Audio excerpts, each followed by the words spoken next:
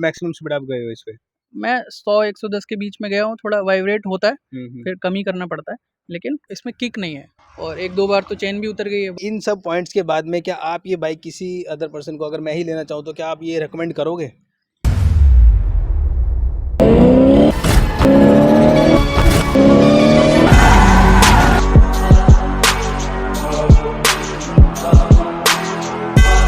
Hello दोस्तों, कैसे हो आप सब। तो आपका स्वागत है हमारे चैनल की पर्दाफाश सीरीज़ की एक और वीडियो में। दोस्तों आज हम पर्दाफाश करने वाले हैं एक और बाइक का, जो कि बहुत ही इंटरेस्टिंग वीडियो होने वाली है। और आज हमारे साथ जुड़ने वाले हैं बहुत ही एक दिलचस्प इंसान। तो दोस्तों मिलते हैं हमारे फ्रेंड से। तो हेलो, आपका नाम क्या है? रॉनिक। रॉनिक।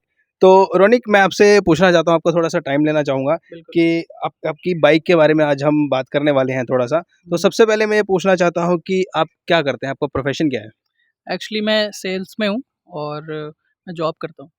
ओके, मतलब सेल्स में है तो किस तरीके का काम रहता है आपका? फील्ड जॉब रहता है, फील्ड का काम है। तो फील्ड की जॉब है तो आपको मतलब जो बाइक है आपकी वो कितना मतलब डेली ट्रैवल आप करते हैं बाइक से?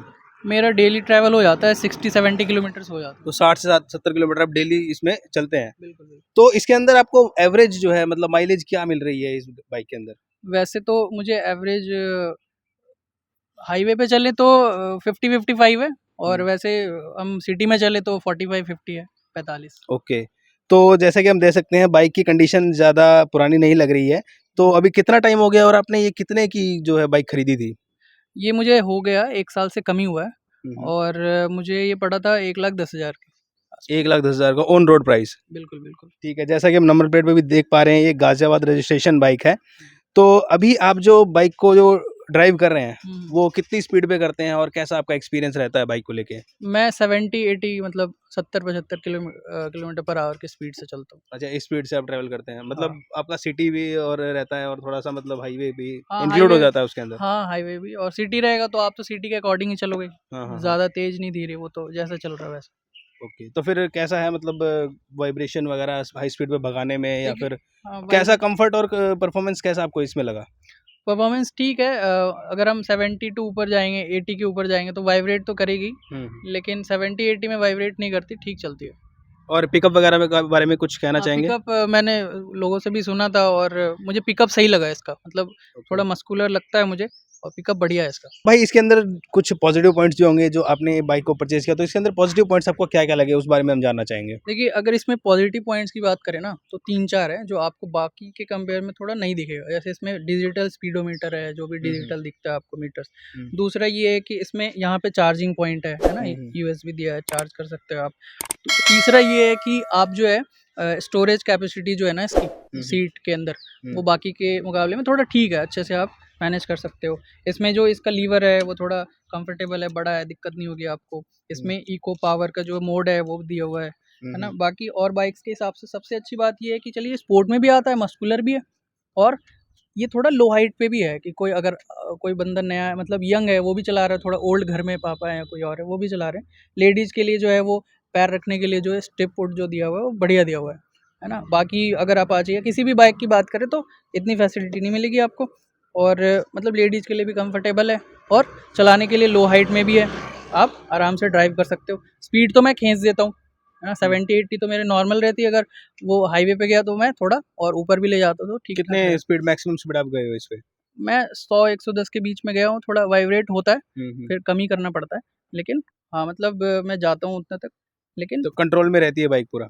हाँ कंट्रोल में तो रहती है, लेकिन फिर आपको नॉर्मल नीचे भी लाना पड़ेगा, मतलब कम हाँ, करनी जहाँ तक है पड़ेगी। बाइक को 70-80 तक चलाएं तो ज़्यादा बेटर रहता है, सेफ्टी के लिए भी ये, सेफ्टी के लिए पर्पज एकदम से भी ज़्यादा बेटर है। बिल्कुल। तो कहीं ना कहीं ये बहुत ज़्यादा कन्वीनियंट है, मतलब घर हाँ वालों के लिए भी, लेडीज़ के लिए भी, हम्म, कोई भी चलाए, और कहीं ना कहीं फीचर्स भी काफ़ी अच्छे हैं। बिल्कुल। तो ये तो हो गए भाई इसके सारी पॉजिटिव बातें, अच्छी बातें। इसमें कुछ नेगेटिव पॉइंट्स भी होंगे, तो नेगेटिव्स जो है वो क्या क्या है, आप मेरे को एक बार बताएं। देखिए क्या है, हर चीज़ों में एक अच्छाई बुराई, प्रोज एंड कॉन्स तो होते ही हैं। इसमें बिल्कुल। इसमें भी है वो प्रॉब्लम, जैसे कि मैंने अभी हाल में कुछ समय पहले इसका डिजिटल का जो स्पीडोमीटर वाला एरिया वो चेंज कराया था। वो रिप्लेस कर दिया उन्होंने क्योंकि वो वारंटी पीरियड में था, ओके। लेकिन फिर से वो ख़राब हो गई है ना। इसमें अच्छा। कभी कभी गड़बड़ ये दिखा देता है, जो गियर है, गियर चेंज आप दिखाओगे 3 पे है तो 2 का, या 2 पे है तो 3 का दिखा दिया। उल्टे सीधे बता देता हाँ, गियर। कभी कभार ये उल्टे सीधे दिखाता है, वो एक सबसे बड़ी प्रॉब्लम है। और इसमें ये प्रॉब्लम है कि जो इसमें किक नहीं है, उसकी हम्म। वजह से भी, क्योंकि बैटरी अगर ख़राब हो गई हम्म। तो किक से आप स्टार्ट करोगे, बैटरी नहीं है तो। कभी सॉरी, खराब हुई है बैटरी आपकी? हाँ ख़राब हुई है, मैंने एक बार रिप्लेस कराया, हम्म। चेंज हो गई, वारंटी पीरियड में थी। उसके बाद फिर मैंने कराया, दूसरी बार में भी दिक्कत आई, ठीक है। मतलब दोबारा भी आपकी बैटरी खराब हो गई? हाँ, एक बार ख़राब हुई तो हो गया, दोबारा फिर हुआ, हम्म। मतलब 2 बार हो चुका। और तीसरी बात ये है कि एक्चुअली क्या है ना, गाड़ी बीच में बंद हो जाती थी, तो मैंने इसे दिखाया सर्विस सेंटर में, तो उन्होंने बैटरी चेंज कर दी, वारंटी पीरियड में था तो उन्होंने रिप्लेस कर दिया। ओके। और ठीक चली, फिर कुछ समय के बाद फिर बंद होना स्टार्ट हो गया, दिक्कतें थोड़ी बहुत और आई। फिर जब मैंने इसको दिखाई तो कह रहे हैं कि टंकी आप फुल करा लेते हो और इसमें हवा भर जाती है टंकी में, अच्छा। और उसकी वजह से गाड़ी बंद होना स्टार्ट हो जाता है। तो बताइए, कोई सेंस है इस बात की? मतलब ऐसा कोई थोड़ी है ये आदमी की गले पे बैठता है, बैठे बैठे इसे गैस हो गया, और गैस हो गया तो इसे सर्विस सेंटर वालों को बहुत लग रही है सेंस इसमें। हाँ, मतलब इरेलीवेंट है ये तो, बहुत ज़्यादा नॉनसेंस वाली बात है। इसमें एक दिक्कत और है कि इसमें एबीएस नहीं है। अब ओके। एबीएस नहीं है तो थोड़ा ये है कि आप कंट्रोल नहीं कर पाओगे। बारिश के टाइम में बहुत दिक्कत होती होगी इसमें। बारिश के टाइम पे हाई स्पीड पे भी रहोगे तो आप अपने आप को कंट्रोल नहीं कर सकते कई बार, ठीक है। इसमें एक और नेगेटिव पॉइंट जो है ना, वो फाइबर बॉडी की है। तो जैसे हाई स्पीड या कभी भी वाइब्रेट करता है ये बॉडी, है ना। तो ये भी एक दिक्कत। और मान लीजिए अनफॉर्चुनेटली गिर गया तो क्या होगा कि ये टूट भी जाएगा, फाइबर है तो टूटेगा ही। फाइबर है, टूटेगा। तो बाइक के कोई पार्ट वगैरह में कोई दिक्कत आई हो कभी? हाँ, पार्ट में दिक्कत है कि इसका जो चेन है वो 1.5-2 महीने में जो है ना वो ढीला हो जाता है अपने आप ही, और इसकी वजह से दिक्कत आती है। और 1-2 बार तो चेन भी उतर गई है, बाइक जब गिर गई थी तो चेन उतर गई थी, तो मुझे थोड़ा ये तो अजीब ये लगा। इशू बार बार में आता है? हाँ, बार बार आता है, चेन ढीला हो जाता है 1.5-2 महीने में, तो ये प्रॉब्लम है इसकी। ओके, तो मतलब काफ़ी सारे नेगेटिव पॉइंट्स हैं इसके। हाँ, काफ़ी है। तो अच्छा, सर्विस सेंटर में जब आप जाते हैं इसकी सर्विस कराने, तो वहाँ पर कैसा एक्सपीरियंस रहता है? और जब सर्विस करवाते हैं इसकी तो कॉस्टिंग वगैरह कितनी रहती है? ये कॉस्टिंग तो मुझे वहाँ पे 1500-2000 का तो रहता ही है। सिंगल सर्विस का? हाँ, फिर इसलिए मैंने फिर 3-4 बार सर्विस कराई, उसके बाद फिर मैं बाहर से ही कराने लग गया, है ना। ओके। और ये भी दिक्कत है कि जैसे एक बार बाइक जो है गिर गई थी, एक्सीडेंट हो गया था, तो उसके पार्ट्स जो थे वो बहुत टाइम ले लेते हैं। जैसे इसमें मुझे ये जो है ना लीवर का, गियर लीवर जो है वो चेंज कराना क्या क्या पड़ा। टूटा था आपका वैसे एक्सीडेंट में? ये इंडिकेटर मुझे चेंज कराना पड़ा, है ना। ओके। गियर लीवर चेंज कराना पड़ा, और जो है 1-2 पार्ट्स और भी हैं वो चेंज कराना पड़ा, वो बहुत टाइम ले लिया उसने। मतलब कि मुझे 10 दिन लग गए पार्ट्स मंगवाने में। वो इतना लेट लाए कि फिर मुझे अपने भी कन्वीनियंस नहीं हो पाया, मुझे फिर पब्लिक ट्रांसपोर्ट लेना पड़ा। मतलब दिक्कत तो है कि टाइम ले लेता है ये। मतलब पार्ट्स आने में काफ़ी टाइम लगा। हाँ, हालाँकि दोस्तों, हमने भी एक पीछे टाइम में एक रेडियोन की वीडियो बनाई थी, वो भी टीवीएस की है, और उन ओनर का भी यही एक्सपीरियंस था कि कहीं न कहीं जो पार्ट्स हैं, अगर वो रिप्लेस होने की कंडीशन में अगर आ जाते हैं, तो उनको जो नया पार्ट्स मंगवाने में काफ़ी ज़्यादा टाइम लग जाता है। हफ़्ता 10 दिन मेरे ख्याल से जो है नया पार्ट्स आता है, तो इतना में लग जाता है, और तब तक जो है बहुत दिक्कत का सामना करना पड़ता है एक कस्टमर को। तो भाई, इन सब पॉइंट्स के बाद में क्या आप ये बाइक किसी अदर पर्सन को, अगर मैं ही लेना चाहूँ, तो क्या आप ये रिकमेंड करोगे? तो एक्चुअली क्या है कि जैसे मैंने एक्सपेक्ट किया था, मैंने ड्रैग रेस भी किया था NS 125 के साथ, तो उस समय तो मुझे ठीक लगा। लेकिन उसके बाद जो मेरे एक्सपेक्टेशंस थे वो फुलफ़िल नहीं हो पाया।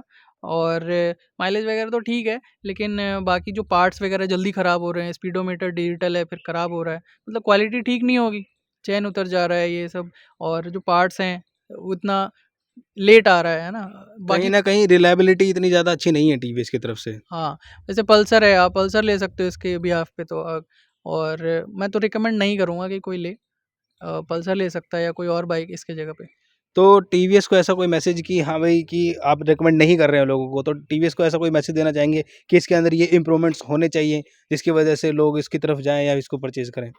हाँ, मैं तो मैं बोलूँगा कि टीवीएस जो है कुछ जैसे डिजिटल क्वालिटी जो है ना, जैसे डिजिटल स्पीडोमीटर वो ख़राब हो गया है या चेन है, इन चीज़ों की क्वालिटी इम्प्रूव करे, और जो कस्टमर सैटिस्फैक्शन जो है, काम का जो अपना एक टाइम है, वो उससे पहले हो जाए, है ना। सर्विस आप करा रहे हो तो इन चीज़ों पे ध्यान दी जाए, क्योंकि मार्केट में अगर ये चीज़ें आई हैं, तो अगर इसे एक स्टारडम या फिर आप कह सकते हो कि टिका रहे मार्केट में, तो आपको फिर बाकी कंपनीज़ या बाकी बाइक्स को टक्कर देना पड़ेगा ना अपने सर्विस से। तो उन पे इम्प्रूवमेंट लाने की ज़रूरत तो है इस बाइक को लेकर। ओके।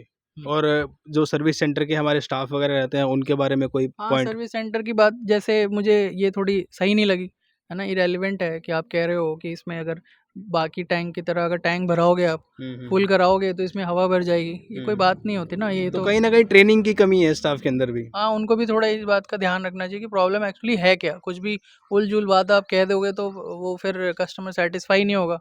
हाँ, तो कहीं ना गलत कहीं फिर कस्टमर भी ये सोचेगा कि पता नहीं हाँ, कैसे लोग ये हैं बस जिनको कुछ पता नहीं है, प्रॉपर ट्रेनिंग नहीं है उनको भी। हाँ, उनको यही लगेगा ना कि बस आप कस्टमर को बेवकूफ़ बना लो और हम्म, पैसे वहाँ से मिल जाएँ या फिर उनको भेज दो। लेकिन वो दोबारा तो नहीं आना चाहेगा, इसलिए मैं बाहर से कराना स्टार्ट कर दिया मैंने। बिल्कुल। पैसे फिर दे रहे हो तो आप काम भी तो पूरा देखोगे कि हो रहा नहीं हो रहा, सही हो रहा नहीं हो रहा। तो ये प्रॉब्लम तो है। जैसा कि आपने देखा कि हमारी सीरीज़ के पिछली वाली वीडियो में भी हमने टीवीएस रेडियन का एक रिव्यू किया था। वो उन ओनर ने भी यही कंप्लेंट कही थी कहीं ना कहीं कि पार्ट्स जो आते हैं ना उनमें काफ़ी ज़्यादा टाइम लग जाती है। आज भाई ने भी कहीं ना कहीं इनका भी यही ओपिनियन है कि पार्ट्स आने में काफ़ी ज़्यादा टाइम लग जाता है। तो टीवीएस को ये चीज़ इंप्रूव करने की काफ़ी ज़्यादा ज़रूरत है। तो थैंक यू रोनिक, आपको अब इतना टाइम देने के लिए और इतना ऑनेस्ट रिव्यू देने के लिए। तो थैंक यू सो मच। तब तक के लिए दोस्तों बने रहें हमारे साथ और keep accelerating with turbo aspirated.